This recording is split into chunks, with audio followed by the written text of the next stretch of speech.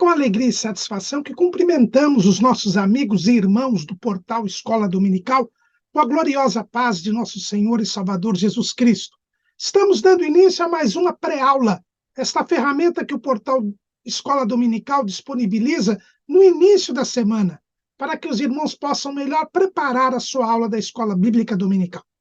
Leiam a revista das lições bíblicas, assistam a esta pré-aula, leiam o nosso texto de apoio no site Portal Escola Dominical, portalebd.org.br. Lá o irmão vai ver o raciocínio, porque nós não repetimos aqui o texto da revista. O irmão já leu o texto da revista, já leu o livro de apoio, já viu o vídeo do comentarista. Então, aqui a nossa proposta é trazer subsídios complementares aos amados irmãos. E para que os irmãos não fiquem perdidos, é só acompanhar o texto de apoio, os slides, que são o roteiro da nossa exposição. Além do nosso texto, o site fornece 5 ou 6 textos da faixa etária dos adultos e também videoaulas, textos de apoio e dinâmicas de todas as faixas etárias do currículo da Casa Publicadora das Assembleias de Deus. Também durante a semana disponibilizamos breves comentários em áudio das leituras diárias sugeridas na revista. O irmão terá um momento devocional e também terá mais informações para a sua aula. Durante a semana, tiver alguma dúvida, poste a sua pergunta na sala dos professores do portal Escola Dominical. Nós não respondemos as questões feitas nos comentários das nossas redes sociais. Se alguém responder, nós não nos comprometemos com esta resposta.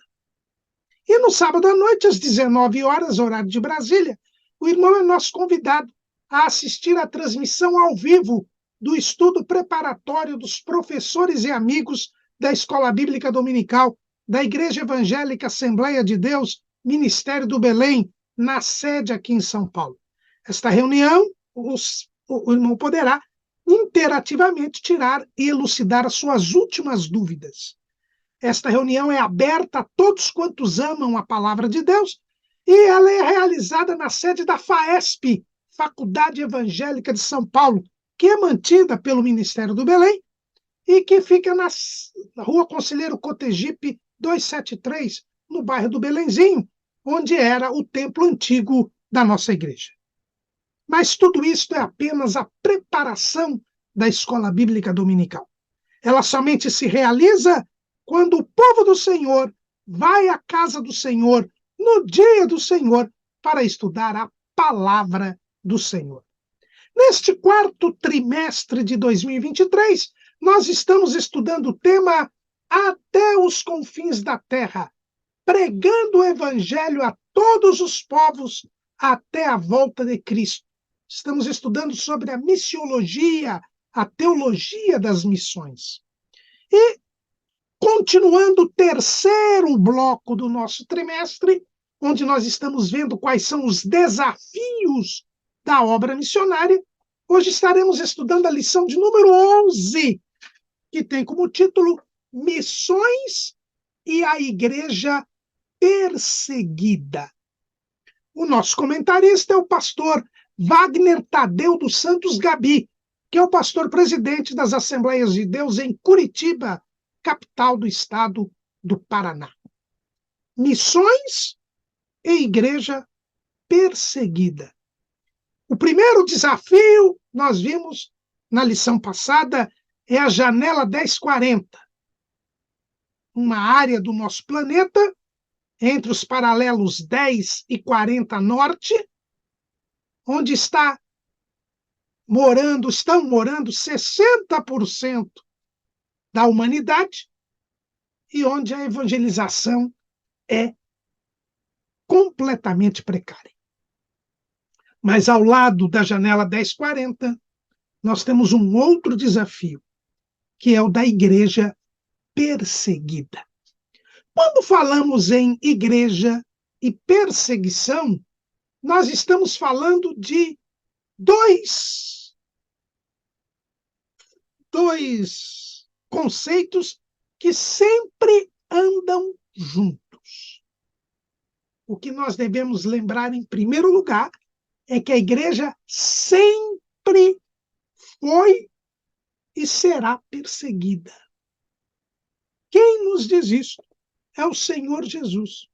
E ele disse isso no dia mesmo em que revelou o mistério da igreja.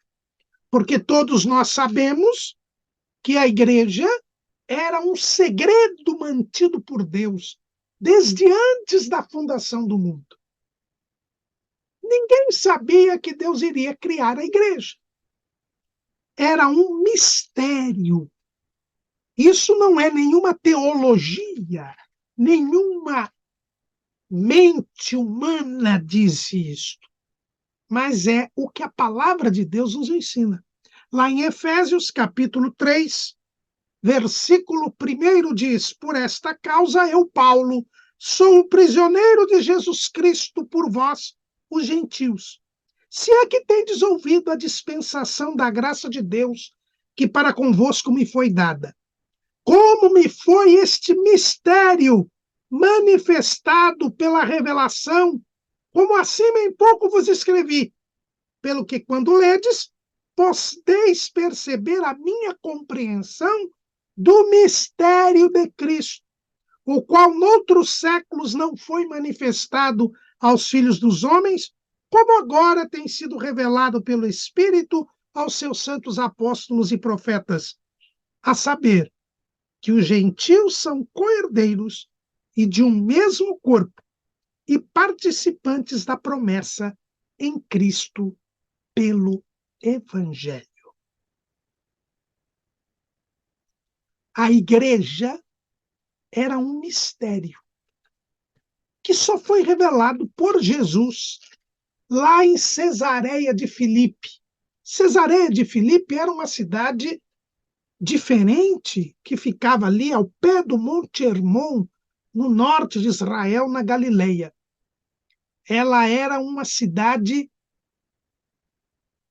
para os gentios da região, porque aquela cidade ela possuía templos de vários deuses, inclusive templos para os dois imperadores romanos. Havia um templo para Augusto, que foi o primeiro imperador, César Augusto, e havia um templo para Tibério, que foi o segundo imperador. E Jesus, quando estava em Cesareia de Filipe, era Tibério quem reinava. Jesus leva os discípulos a Cesareia de Filipe, esse lugar idólatra, com vários deuses, para que o Pai revelasse a um dos discípulos, que foi Pedro, que Jesus era o Cristo, o Filho do Deus vivo, o Deus feito homem. E quando Pedro tem esta revelação do Pai, parece-nos que esta era a senha para que Jesus revelasse este segredo, este mistério que era a igreja. E Jesus diz, Mateus 16 e 18, pois também eu te digo que tu és Pedro, e sobre esta pedra que era Jesus, edificarei a minha igreja. Ele revela a igreja, este povo formado de judeus e gentios que creem em Jesus e alcançam a salvação das suas almas. Mas, ao mesmo tempo em que Jesus revela o mistério da igreja, ele já diz o seguinte: e as portas do inferno não prevalecerão contra ela. No mesmo instante em que Jesus revela a igreja, diz que ela seria combatida pelas portas do inferno. Ela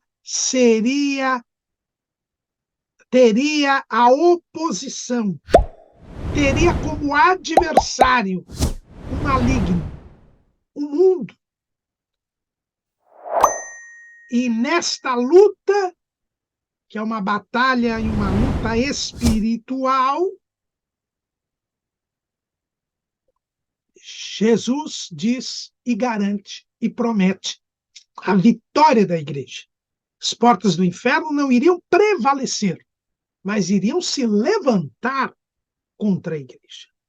Então, Jesus, no mesmo ato em que revela a igreja, já mostra que ela viveria sempre em conflito contra o mal, viveria sempre em dificuldades, enquanto estivesse aqui no mundo.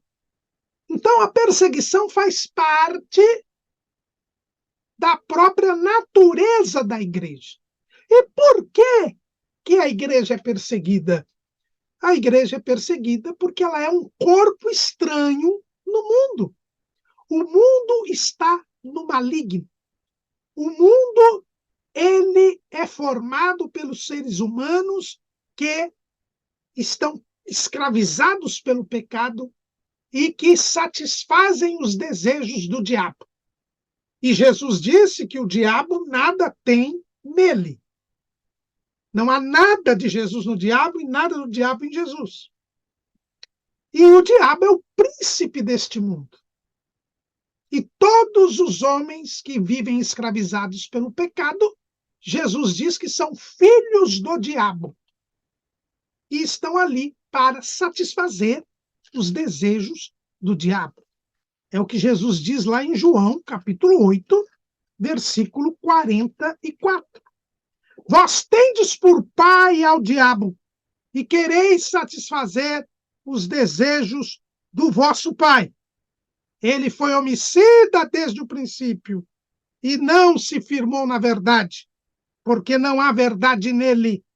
Quando ele profere mentira, fala do que lhe é próprio, porque é mentiroso e pai da mentira. Ao mesmo tempo, o próprio Jesus diz lá em João 14:6. Disse-lhe Jesus: eu sou o caminho, a verdade e a vida. Ninguém vem ao Pai senão por mim. Então, o mundo é dominado pela mentira, Jesus é a verdade. E a igreja é o corpo de Cristo. Portanto, não há possibilidade alguma de comunhão entre a luz e as trevas, entre a igreja e o mundo.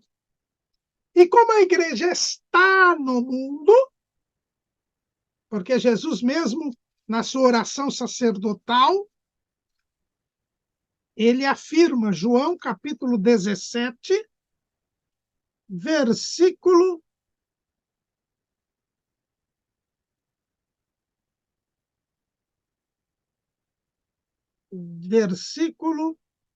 14. Deles a tua palavra e o mundo os odiou, porque não são do mundo, assim como eu não sou do mundo. Não peço que os tires do mundo, mas que os livres do mal. Eles estão no mundo, mas não são do mundo. Por não sermos do mundo, nós somos um corpo estranho. O que acontece quando um corpo estranho, um vírus, uma bactéria, ele entra no nosso organismo? O nosso organismo combate este vírus, combate este elemento estranho, até derrotá-lo. É exatamente o que o mundo faz com a igreja. Ele combate a igreja. Ele persegue a igreja. Ele quer vencer, destruir a igreja. Só que Jesus disse que as portas do inferno não prevalecerão contra a igreja. Mas a igreja estará em constante luta contra o mundo. Então, não pode a igreja imaginar que terá um tempo que ela não será perseguida. Para que ela não fosse perseguida, seria necessário que todos se convertessem, o que é impossível. É impossível todos se converterem. Então, sempre haverá oposição à igreja, porque estamos no mundo. Então, a perseguição é uma característica própria da igreja. Ela é sempre perseguida, será sempre perseguida. Mas, quando Jesus revela a igreja, ele diz que a igreja era dele, portanto, ele é o dono da igreja, ele é a cabeça da igreja, a igreja é de Jesus. Também Jesus disse que ela teria por fundamento o próprio Jesus. Edificarei a minha igreja. É por isso que o apóstolo Pedro diz que Jesus é a principal pedra da esquina. É a pedra em que se baseia toda a construção. E o próprio apóstolo Paulo disse, escrevendo aos Coríntios, que ninguém pode pôr outro fundamento senão aquele que já está posto, que é Jesus Cristo.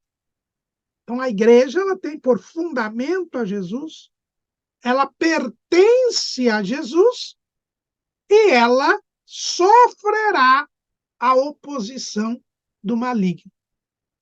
Mas justamente porque Jesus é o nosso fundamento e porque nós somos de Jesus, nós venceremos. Porque Jesus disse, no mundo tereis aflições, mas tende bom ânimo, eu venci o mundo. Se Jesus venceu o mundo, nós que somos o seu corpo, nós que estamos em comunhão com ele, também venceremos o mundo. Mas assim como ele sofreu, e assim como ele foi perseguido e odiado, também nós seremos. Foi o que disse Jesus lá em João, capítulo 15, versículo 18. Se o mundo vos aborrece, sabei que primeiro do que a vós me aborreceu a mim. Se vós fosseis do mundo, o mundo amaria o que era seu. Mas porque não sois do mundo, antes eu vos escolhi do mundo, por isso é que o mundo nos aborrece. Então, a igreja sempre é perseguida. Cada membro em particular do corpo de Cristo é perseguido. Se você não for perseguido, se você for muito bem tratado, então é melhor você reavaliar a sua vida espiritual. Porque olha o que diz o Senhor Jesus, lá em Lucas, capítulo 6, versículo 6, versículo. Deixa eu ver aqui direitinho. 26. Ai de vós, quando todos os homens falarem bem de vós, porque assim faziam seus pais aos falsos profetas. Querer ser simpático, popular, agradável ao mundo é se transformar num falso profeta. É deixar de ser membro da igreja. Então, a igreja precisa, em primeiro lugar, entender que ela sempre será perseguida, no mundo ela sempre terá aflições. Quando nós falamos aqui em igreja perseguida, não estamos falando de toda a igreja, embora toda ela seja perseguida. Na verdade, quando nós estamos falando em igreja perseguida, nós estamos falando em uma situação em que há uma tão grande hostilidade, uma tão grande raiva e ódio contra a igreja, que nós vamos ter uma situação toda especial. Essa situação especial, nós vamos pegar por uma definição de um grande, se não o maior, nome a respeito da igreja perseguida e das missões na igreja perseguida na atualidade, que é o irmão André. O irmão André, ele é chamado assim, as pessoas não o conhecem pessoalmente, porque ele não aparece, por motivos óbvios, mas o irmão André, na década de 1950, ele foi convidado por alguns comunistas para um congresso lá da Juventude Comunista. E ele ficou impressionado pelo entusiasmo daquelas pessoas com aquela falsa doutrina, com o materialismo. E ele foi tocado pelo Espírito Santo e ele começou a evangelizar os países comunistas da Europa Oriental. Ele contrabandeava Bíblias. E foi assim que começou a missão Portas Abertas, que hoje é uma das grandes organizações que dão amparo e auxílio à igreja perseguida.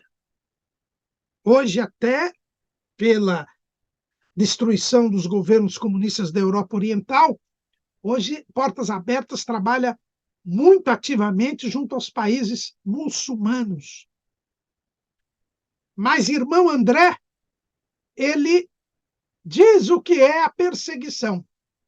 Ele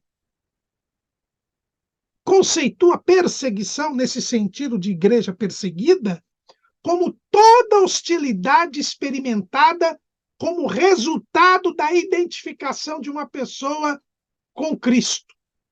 Isto pode incluir atitudes hostis, palavras e ações contra cristãos. E ele continua dizendo: a perseguição religiosa ocorre de várias formas. Quando não há direitos de liberdade religiosa garantidos, quando a conversão do cristianismo é proibida por ameaças do governo ou grupos extremistas, quando os cristãos são forçados a deixar suas casas ou empregos por medo da violência que pode alcançá-los, e aí eles podem ser agredidos fisicamente, mortos, presos, interrogados por diversas vezes e torturados.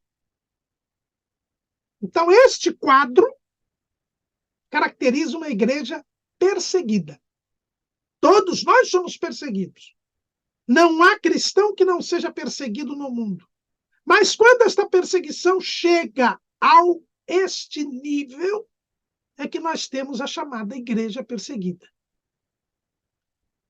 E aqui, então, nós vemos algumas características desta igreja perseguida. Em primeiro lugar, os direitos de liberdade religiosa são proibidos. Você não tem mais a liberdade de expressar a sua religião. É o que acontece nos países muçulmanos, onde os cristãos não podem abrir uma igreja, alugar um salão. É proibido. A lei islâmica proíbe a conversão de pessoas para outras fés, que não a islâmica. Então, essa é uma situação de perseguição, porque você não tem liberdade de professar a sua fé. E vejam, irmãos, que nós estamos falando de países muçulmanos, mas isso está acontecendo hoje em países cristãos. Nós acompanhamos algum tempo atrás, né, leis na Inglaterra, onde o rei que acabou de ser coroado, o rei Carlos III, ou Charles III, como queiram, ele se declarou um cristão protestante. Na cerimônia de coroação, ele tinha que falar isso. Só que lá existem leis hoje que estão criminalizando pessoas que façam orações silenciosas em frente a clínicas de aborto. É crime hoje você ficar na calçada em frente de uma clínica de aborto e fazer uma oração silenciosa. Isso hoje é crime. É considerado um discurso de ódio contra as pessoas que abortam. Não sei se foi aprovado, mas um missionário da nossa igreja em Londres, pastor Francis, disse que estava um projeto de lei no parlamento britânico para proibir pregar o evangelho em praça pública, no espaço público, porque isso está sendo considerado um discurso de ódio contra quem não é convertido, quem não é cristão. Você dizer que a pessoa precisa se converter, crer em Jesus, seria ofender quem não crê em Jesus. Isso é já uma situação, segundo o próprio irmão André, de igreja perseguida, quando não há liberdade religiosa, quando você não pode pregar o evangelho. E isso já está acontecendo aqui no Brasil. Existe uma liminar, num processo, numa ação no Supremo Tribunal Federal, que proíbe que missionários vão pregar o evangelho a tribos afastadas da Amazônia, aquelas tribos que não têm contato ainda com as outras pessoas, as tribos isoladas. Durante a pandemia, o ministro Luiz Roberto Barroso, que é o atual presidente do Supremo Tribunal Federal, deu esta liminar. E hoje existem lugares no Brasil onde é proibido pregar o evangelho. E no início deste ano, uma portaria da FUNAI também proibiu a pregação do evangelho no território Yanomami. Nós já temos lugares no Brasil onde não é possível pregar o evangelho. Este quadro, diz o irmão André, é um quadro de perseguição. E como fazer missões num lugar onde é proibido pregar o evangelho? Você deve pregar o evangelho. Assim aconteceu lá em Atos, lá em Jerusalém. O Sinédrio proibiu os apóstolos de pregarem o evangelho. E eles continuaram pregando. E foram levados à presença do Sinédrio. Vamos ver o texto bíblico? Como eles se portaram? Vamos lá em Atos, capítulo 4, versículo 18. E chamando-os, quer dizer, o Sinédrio, as autoridades do Sinédrio, chamaram os apóstolos, e chamando-os, disseram-lhes que absolutamente não falassem nem ensinassem no nome de Jesus. Respondendo, porém, Pedro e João lhes disseram: julgai vós se é justo diante de Deus ouvir-vos antes a vós do que a Deus, porque não podemos deixar de falar do que temos e ouvido, visto e ouvido. E mais adiante, né, Pedro diz que mais importa obedecer a Deus do que aos homens. Então, o que nós notamos aqui é que quando é proibido pregar o evangelho, nós vivemos numa situação de igreja perseguida.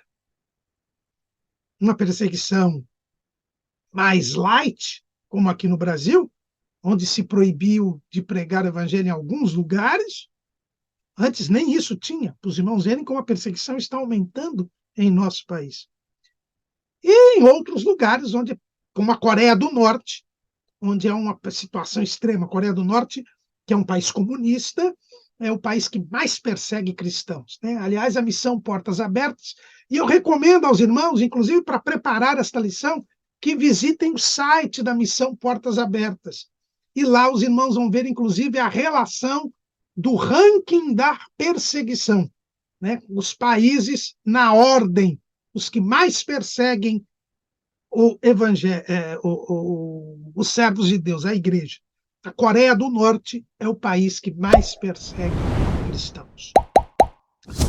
A segundo ponto, né, é quando nós temos ameaças, como aqui o Sinédrio fez, para quem pregar o evangelho. E não só ameaças.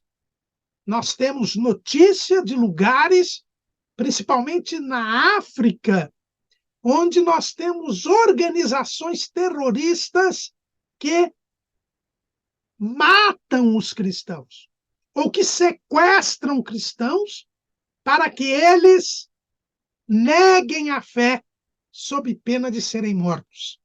Existe um grupo que atua em vários países na África, no centro e norte da África, chamado Boko Haram. O Boko Haram é especialista nisso. Eles destroem vilas, cidades, aldeias de cristãos, matam-nos, sequestram, principalmente adolescentes, crianças, e levam e fazem com que elas neguem a fé para poder viver, para sobreviver. Até uma missionária nossa, da nossa igreja aqui do Ministério do Belém, que está em Moçambique, há algum tempo atrás, pediu oração aos irmãos porque o Boko Haram estava invadindo aldeias e vilas próximas da cidade onde ela está, pregando o evangelho já há alguns anos. Essa é a segunda situação de igreja perseguida, os extermínios. O número de cristãos que são mortos todos os anos cresce a cada ano. E com a pandemia houve uma explosão de morte e de perseguição de cristãos. Fala-se muito hoje em dia em perseguição a minorias, perseguição a mulheres, perseguição a homossexuais. Os maiores perseguidos na face da terra são os cristãos. Tanto que se cunhou até uma expressão, cristofobia, né? Já que tem homofobia, transfobia, agora tem, na verdade, a cristofobia. Os cristãos são as pessoas que mais são mortas no mundo, ano após ano. O número é estarrecedor. Na lista mundial da perseguição, que é justamente feita pela missão Portas Abertas, nós vemos alguns dados. Por exemplo, entre 1º de outubro de 2020 e 30 de setembro de 2021, na pandemia, houve a morte de 5.898 cristãos, um aumento de 24% em relação ao mesmo período do ano anterior. De um ano para outro, nós temos aí uma morte. Né? Quase 6.000 cristãos foram mortos por causa da fé em Jesus. E o número de cristãos perseguidos é enorme. Chega aos milhões. Por quê? Porque estamos no mundo. E não somos do mundo. Então, os extermínios de cristãos, a morte de cristãos, é uma característica da igreja perseguida.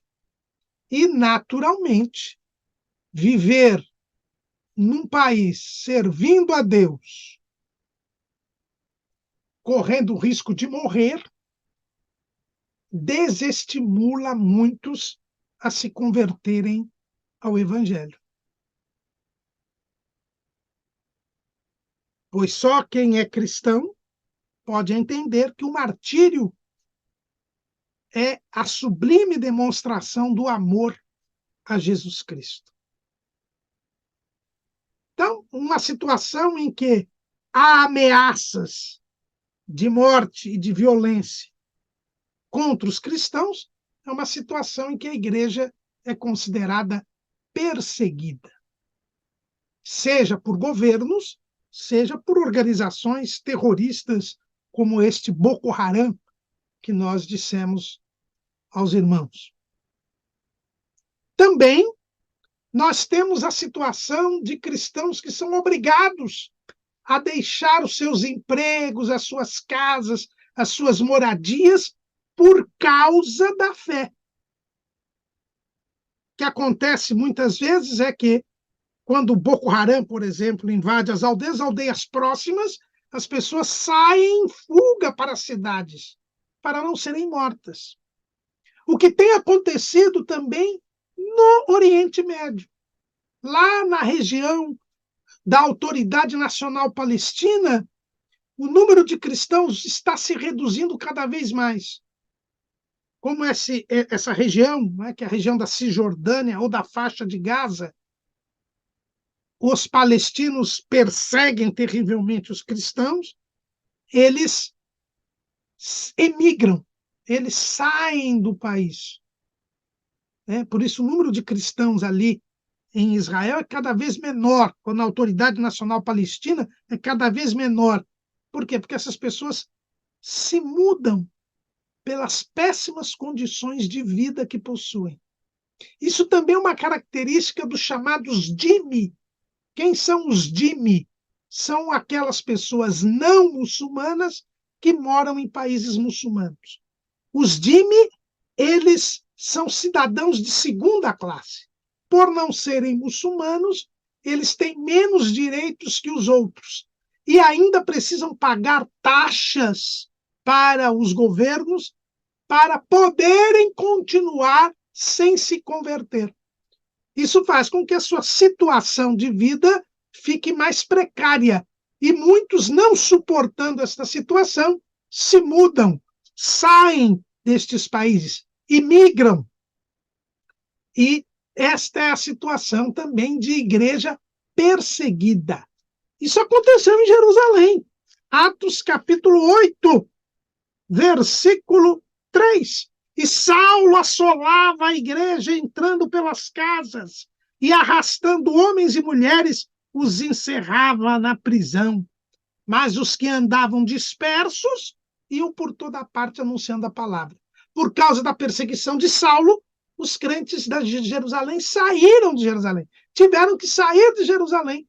Por quê? Porque Saulo entrava nas casas, tomava-os, levava-os à prisão e provavelmente também muitos foram apedrejados, como foi Estevão, que foi o primeiro que morreu pela fé. Por isso que ele é chamado o primeiro mártir do cristianismo. Também essa é uma situação de igreja perseguida. É quando as pessoas não podem mais morar, trabalhar, conviver com as outras pessoas por causa da sua fé. Porque elas serão agredidas, serão mortas, serão presas várias vezes, serão torturadas. Essa é a situação que acontece. Eu aconselho também que os irmãos leiam um livro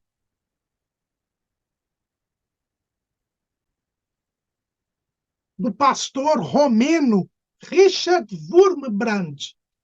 Richard Wurmbrand, torturado por amor a Cristo. Ele conta todo o seu sofrimento, porque ele foi preso pelo governo comunista da Romênia e torturado anos a fio. Ele morreu em 2001, quando a Romênia já tinha deixado de ser comunista. Mas é um livro que mostra o que é o regime comunista, e nós já estamos praticamente num, e como ele trata a igreja. Aliás, eu coloco aí no nosso texto uma declaração do cardeal arcebispo do Rio de Janeiro, um católico, Dom Arani Tempesta, onde ele que diz que os comunistas foram os que mais mataram cristãos em toda a história da humanidade. Quando a gente fala em perseguição e morte de cristãos, nós lembramos, né, dos leões comendo os cristãos, lá no circo romano. Mas os romanos mataram muito menos cristãos do que os comunistas. Mataram no século XX e matam até hoje. Então, nós vemos, irmãos, a situação, né, que nós temos. Né? Então, é outra situação de perseguição.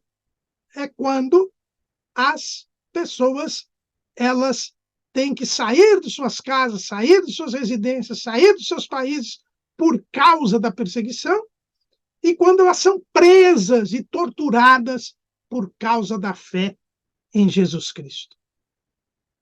E, segundo a missão Portas Abertas, há cerca de 260 milhões de pessoas cristãs no mundo que enfrentam alguma dessas situações.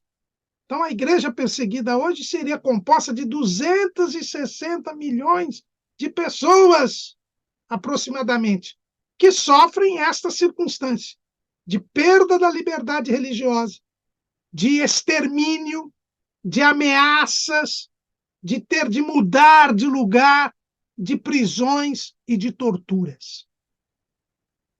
Essa é a realidade que nós temos hoje com relação à perseguição. E Jesus disse que a perseguição iria aumentar quando ele estivesse próximo de voltar. No seu sermão profético, Jesus fala dessa realidade. Lá em Mateus, capítulo 24, o Senhor Jesus diz assim: mas todas essas coisas são o princípio das dores. Então vos hão de entregar para serdes atormentados, e matar-vos-ão, e sereis odiados de todas as gentes por causa do meu nome. Aqui está em Mateus. Em Lucas, o sermão profético, em Lucas, no capítulo 21, o Senhor Jesus diz o seguinte: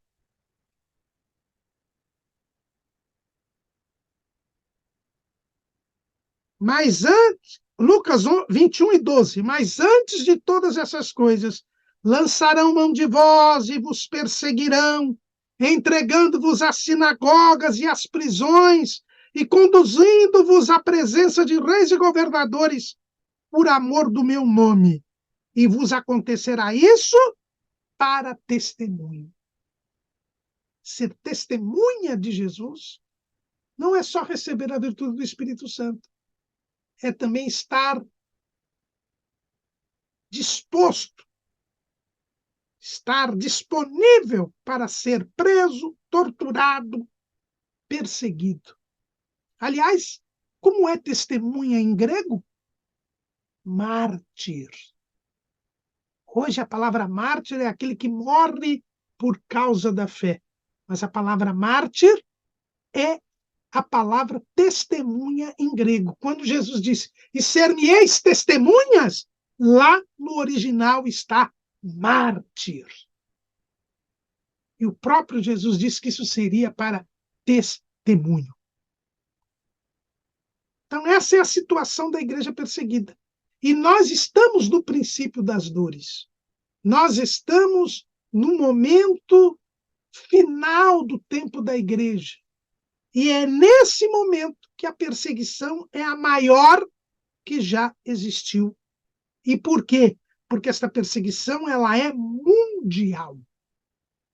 Nós estamos vendo na geopolítica, o que é a geopolítica? A geografia política é o estudo da política nos países, no mundo inteiro. As forças políticas, é perceber como é que elas estão se conduzindo. E quando nós analisamos a geopolítica hoje, nós vemos claramente que existem 3 projetos de poder tentando conquistar o mundo.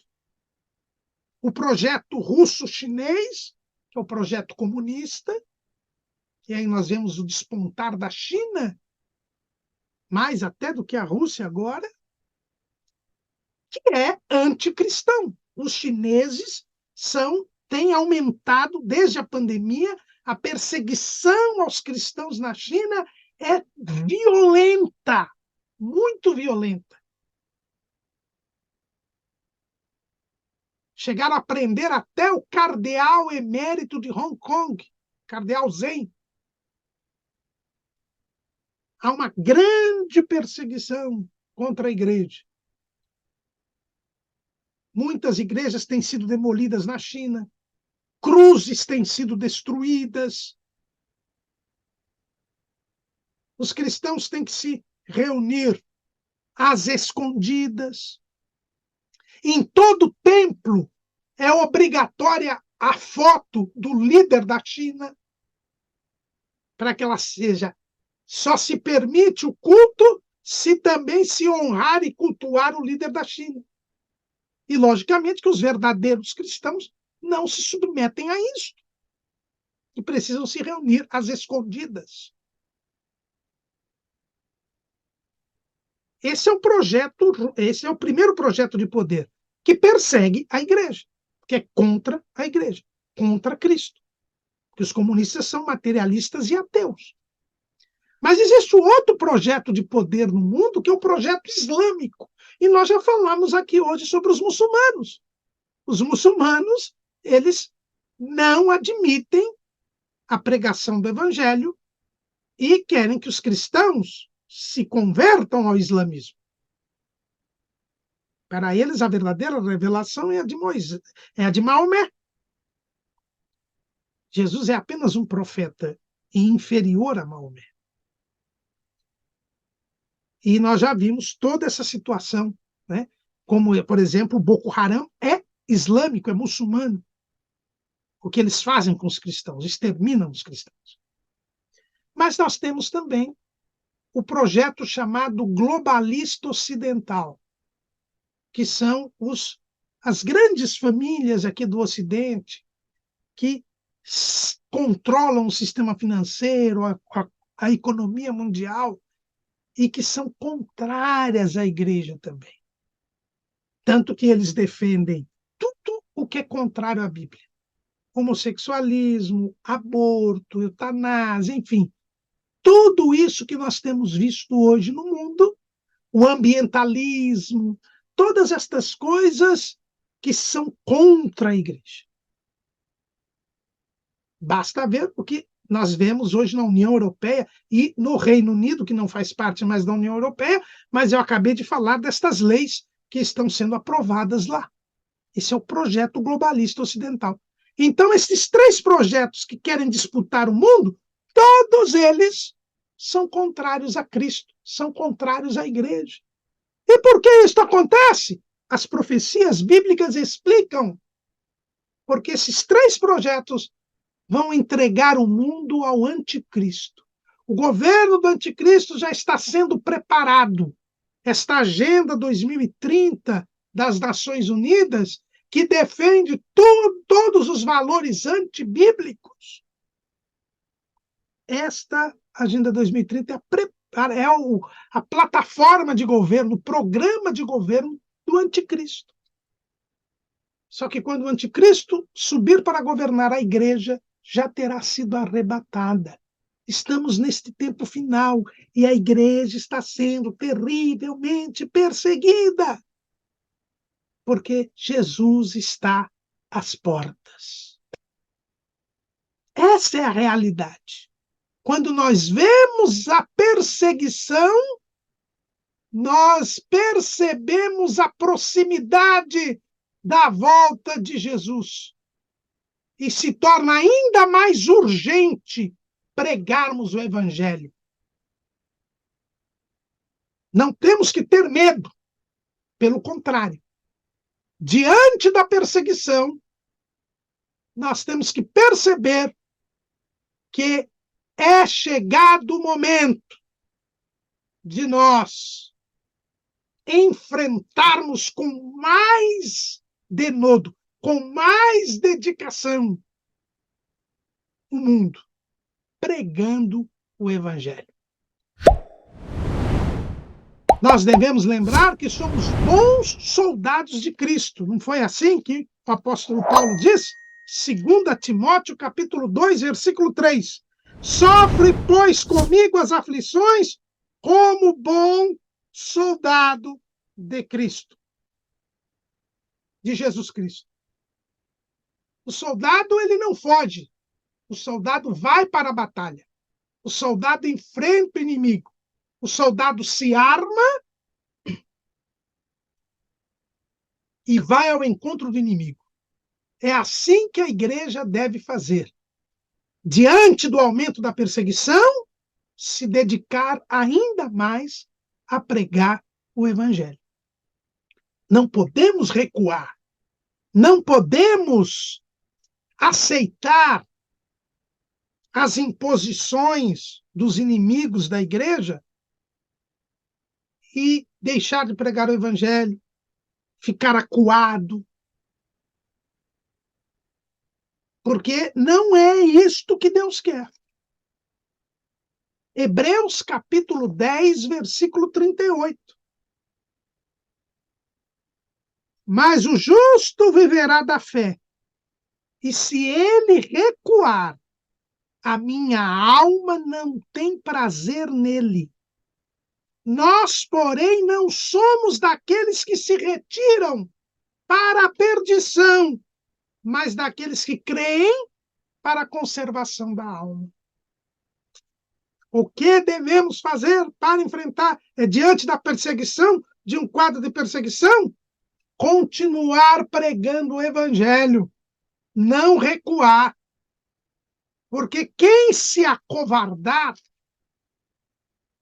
perde a salvação. Veja que o escritor aos Hebreus aqui, ele diz que aqueles que recuam se retiram para a perdição. Você perde a salvação, porque Jesus diz que quem me nega diante dos homens, eu o negarei diante do meu Pai. E quando nós deixamos de pregar o Evangelho, deixamos de falar de Jesus com medo, por causa das ameaças, quando nós aceitamos as imposições das autoridades anticristãs, nós obedecemos mais aos homens do que a Deus. E, portanto, desobedecemos a Deus. E caminhamos para a perdição. E é por isso que lá em Apocalipse, capítulo 21, versículo 8, o que diz o texto? Mas, quanto aos tímidos, uma outra tradução, a versão atualizada diz covardes, e aos incrédulos, e aos abomináveis, e aos homicidas, e aos fornicadores, e aos feiticeiros, e aos idólatras, e a todos os mentirosos, a sua parte será no lago que arde com fogo e enxofre, o que é a segunda morte. O covarde, aquele que recua diante da perseguição, é o primeiro da lista que vai para o lago do fogo e enxofre. É algo sério, irmãos. Diante da perseguição, devemos continuar a pregar o Evangelho. Porque, como diz Atos capítulo 5, versículo 29, porém, respondendo Pedro, os apóstolos disseram: mais importa obedecer a Deus do que aos homens. O Sinédrio disse: não preguem mais em Jesus. Mas eles não obedeceram o Sinédrio, que era a maior autoridade judaica da época. Eles obedeciam a Jesus, que disse: ide por todo o mundo, pregai o Evangelho a toda criatura. A quem nós vamos obedecer? A quem proíbe a pregação do Evangelho? Ou a quem manda pregar o Evangelho? Nós não temos o que temer, porque o diabo pode só matar o nosso corpo, mas não pode nos impedir de chegar ao céu. Não foi assim que aconteceu com Estevão? Estevão morreu apedrejado. mas ele mesmo viu Jesus em pé, o aguardando para recebê-lo na glória celestial. Nada pode nos separar do amor que há, do amor de Deus que está em Cristo Jesus, nosso Senhor. Disse Paulo que nem a morte, nada pode nos separar do amor de Deus que está em Cristo Jesus, nosso Senhor. Portanto, fiquemos com Jesus, obedeçamos a Jesus, enfrentemos até o risco de vida, mas façamos missões, preguemos o Evangelho. Até porque, como eu disse, o martírio deve ser um estímulo. É um estímulo. Como é que Paulo, sabendo que ia morrer, como é que ele encara o martírio? 2 Timóteo, capítulo 4, versículo 6. Porque eu já estou sendo oferecido por aspersão de sacrifício e o tempo da minha partida está próximo. Era o último sacrifício, o último culto que ele dava a Deus. Era a entrega da sua vida pelo Evangelho. E ele dizia que, ao fazer isso, lhe estava reservada a coroa da justiça, a qual o Senhor, justo juiz, me dará naquele dia, e não somente a mim, mas a todos os que amarem a sua vida.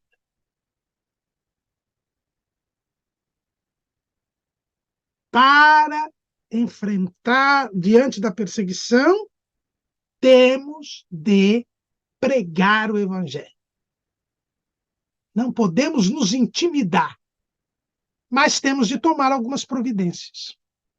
O que os apóstolos fizeram depois que o Sinédrio os proibiu de pregar o Evangelho, depois que eles foram açoitados e não foram mantidos presos, porque diante daquele milagre que havia sido feito, o povo todo estava ali, e eles ficaram com medo do povo. Mas o que os apóstolos fizeram depois que saíram da presença das autoridades? Atos capítulo 4, no versículo 21. Mas eles ainda os ameaçaram mais, e não achando motivo para os castigar, deixaram-no ir por causa do povo, porque todos glorificavam a Deus pelo que acontecera. Agora veja o versículo 23. E soltos eles, foram para os seus e contaram tudo o que lhes disseram os principais dos sacerdotes e os anciãos. E ouvindo eles isto, unânimes, levantaram a voz a Deus e disseram: como nós devemos enfrentar a perseguição? Em primeiro lugar, na comunhão. A igreja tem que estar unida.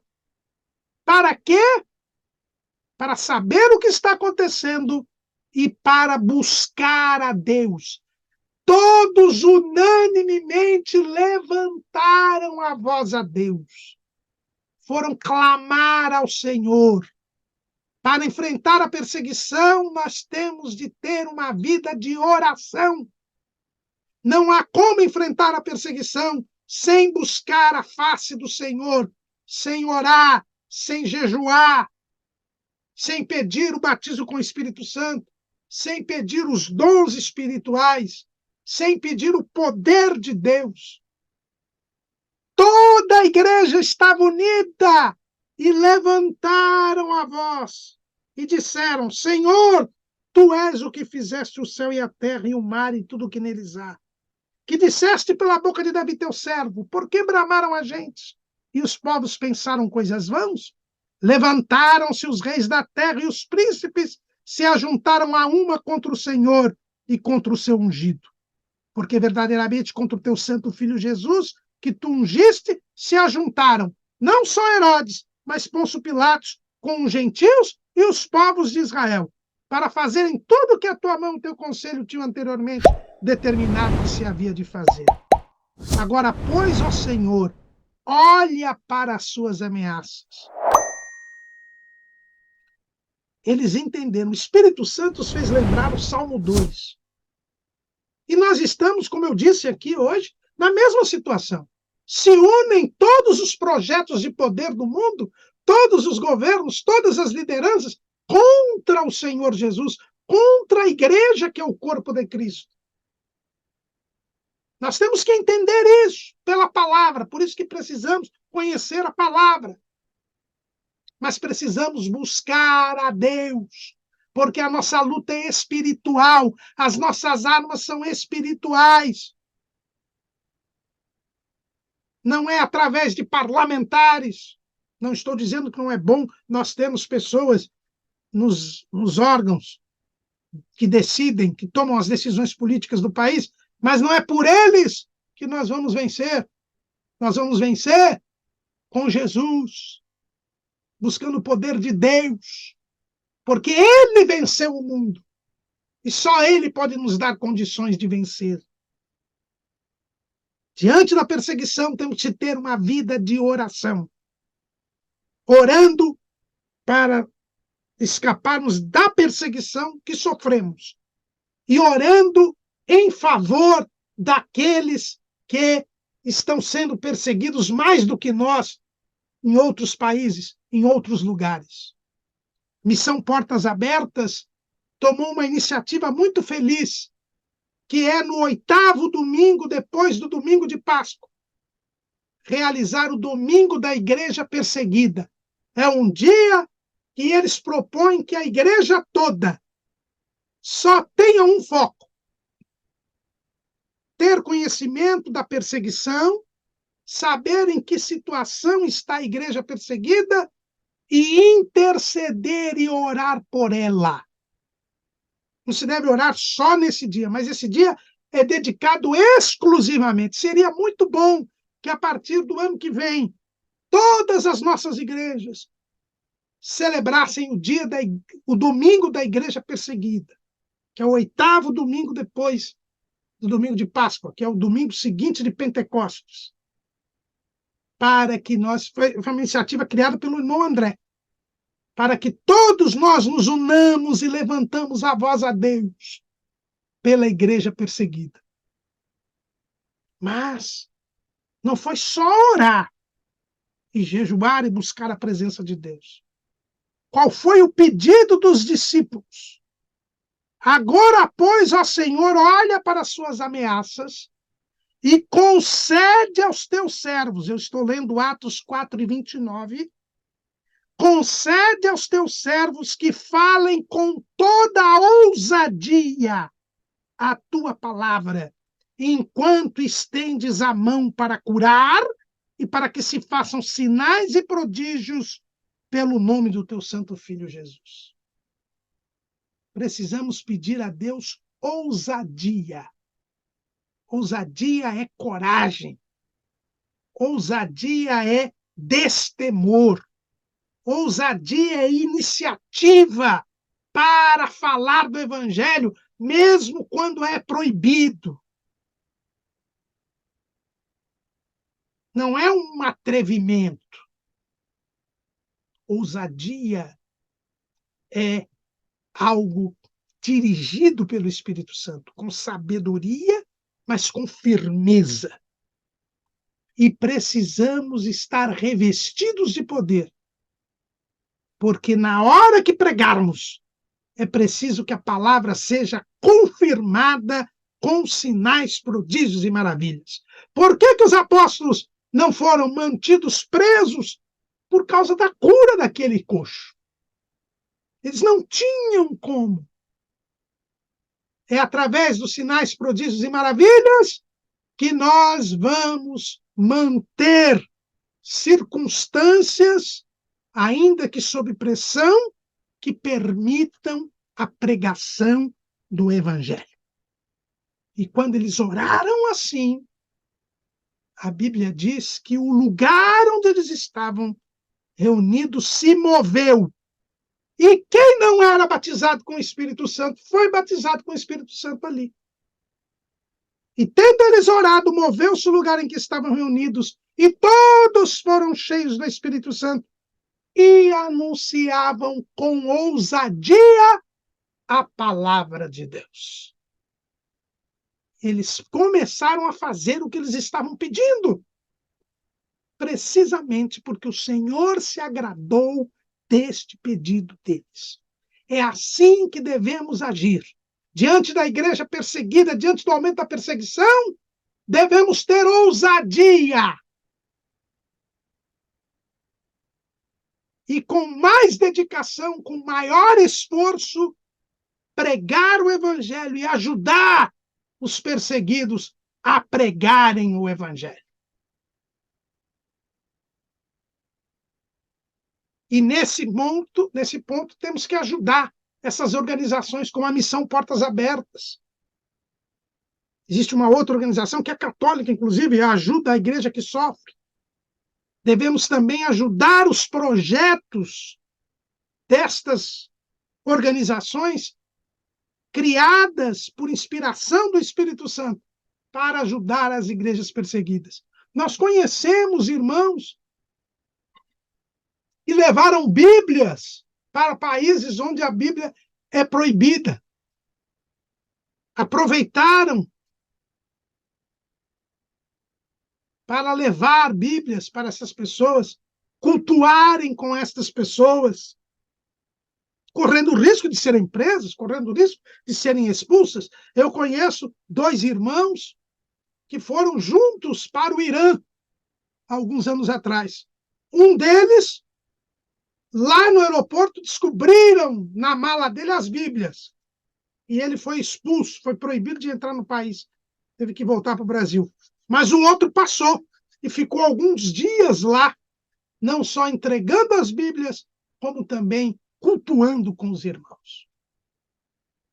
Você pode fazer isso, você pode contribuir financeiramente, as igrejas podem contribuir financeiramente com essas organizações para que elas ajudem, porque nós precisamos ajudar os missionários e os crentes na igreja perseguida com recursos espirituais, que é a oração intercessória, as visitas esporádicas e o culto, mesmo às escondidas nesses países, como nós dissemos para os irmãos. Mas nós devemos ajudar também com recursos materiais, com dinheiro, com Bíblias, com literatura, isso é o que mais carece deles lá.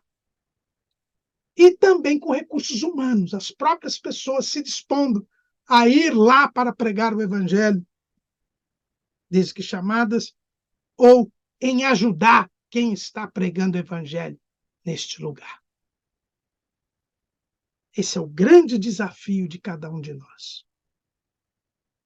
E nós, o que vamos fazer diante da igreja perseguida? Vamos recuar e ir para o lago de fogo e enxofre? Ou vamos orar, buscar a Deus e com ousadia, com recursos espirituais, materiais e humanos, terminarmos este tempo da igreja pregando o evangelho? Qual é a sua escolha? Amém.